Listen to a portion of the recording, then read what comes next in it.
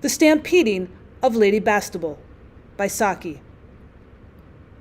It would be rather nice if you would put Clovis up for another 6 days while I go up north to the McGregors, said Mrs. Sangrail sleepily across the breakfast table. It was her invariable plan to speak in a sleepy, comfortable voice whenever she was unusually keen about anything. It put people off their guard, and they frequently fell in with her wishes before they had realized that she was really asking for anything. Lady Bastable, however, was not so easily taken unawares. Possibly she knew that voice and what it betokened. At any rate, she knew Clovis. She frowned at a piece of toast and ate it very slowly, as though she wished to convey the impression that the process hurt her more than it hurt the toast. But no extension of hospitality on Clovis's behalf rose to her lips.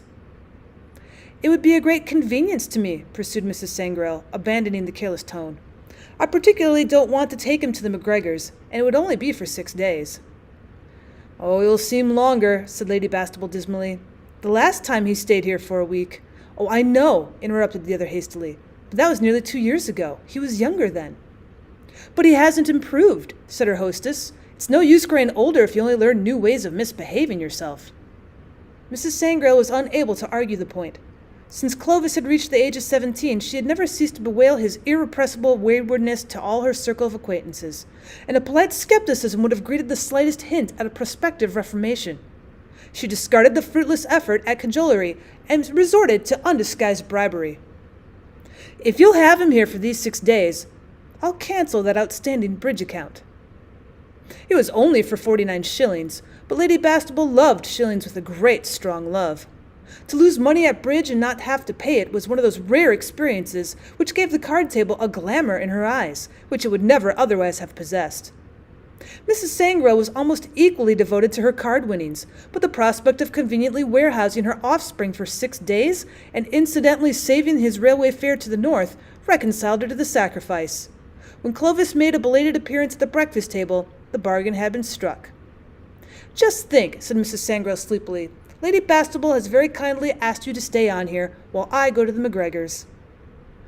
Clovis said suitable things in a highly unsuitable manner, and proceeded to make punitive expeditions among the breakfast dishes with a scowl on his face that would have driven the purr out of a peace conference. The arrangement that had been concluded behind his back was doubly distasteful to him.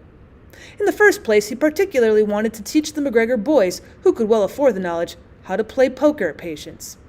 Secondly, the Bastable catering was of the kind that is classified as a rude plenty, which Clovis translated as a plenty that gives rise to rude remarks. Watching him from behind ostentatiously sleepy lids, his mother realized, in the light of a long experience, that any rejoicing over the success of her maneuver would be distinctly premature. It was one thing to fit Clovis into a convenient niche of the domestic jigsaw puzzle, but it was quite another matter to get him to stay there. Lady Bastable was wont to retire in state to the morning room immediately after breakfast and spend a quiet hour in skimming through the papers. They were there, so she might as well get their money's worth out of them. Politics did not greatly interest her, but she was obsessed with a favorite foreboding that one of these days there'd be a great social upheaval in which everybody would be killed by everybody else.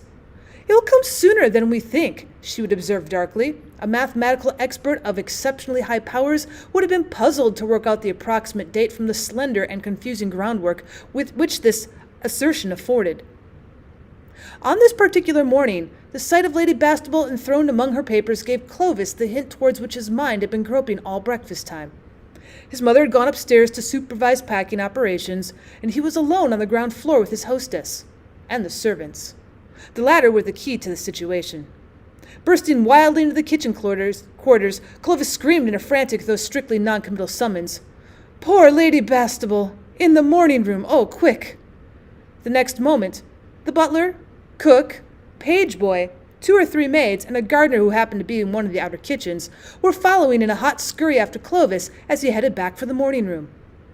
Lady Bastable was roused from the world of newspaper lore by hearing a Japanese screen in the hall go down with a crash. Then the door leading from the ball flew open, and her young guest tore madly through the room, shrieked at her in passing, "The Jackery! They're on there! They're on us!" and dashed like an escaping hawk out through the French window.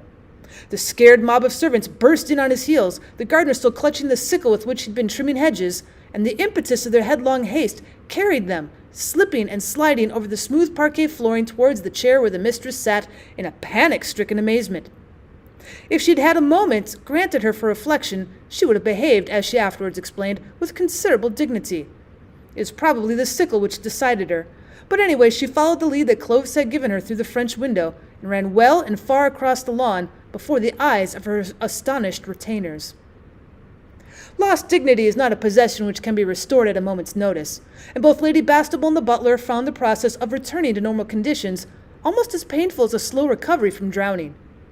A jackery, even if carried out with the most respectful of intentions, cannot fail to leave some traces of embarrassment behind it. By lunchtime, however, decorum had reasserted itself with the enhanced rigor as a natural rebound from its recent overthrow, and the meal was served in a frigid stateliness that might have been framed on a Byzantine model. Halfway through its duration, Mrs. Sangrail was solemnly presented with an envelope lying on a silver salver. It contained a cheque for 49 shillings. The McGregor boys learned how to play poker patience. After all, they could afford to.